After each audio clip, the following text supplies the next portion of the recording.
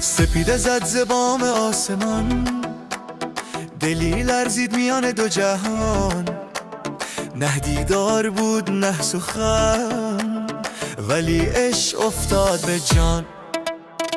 در نگاهت غرقم می گنج پنهان، دل من لرزید ز آتش جانان. آتش افتاد ز نگاه تو در دل، بی جهت نیست این همه زیبایی.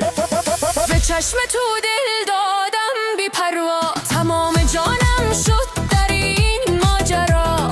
اگر گناه است این عشق پاک، بگذار بسوزم در حسرت تو.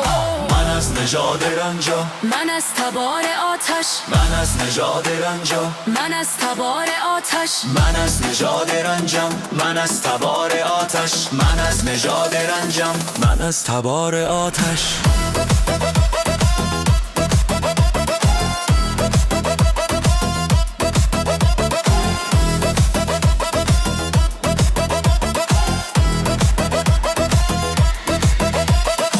گفتن این نش محال است، گفتن این دلدادگی محال است. نشنید دل فرمان گفت دل که این درد بی درمان است. اگر همه بر علیه ما شوند، دل من با تو بماند هنوز به تیغ تاج و خون. قسم پاینده است این عشق تا ابد. دلها با هم شدن، جهان روشن شد، شب رفت و عشق ما جاودان شد. از مهر ما قهرمانی زاده شد، قصه های تازه در دل جهان شد. از نگاه ما قصه های من دگار به جامان، دلها به یاد ما زنده و تابان شد. هنوز جهان به یاد دارد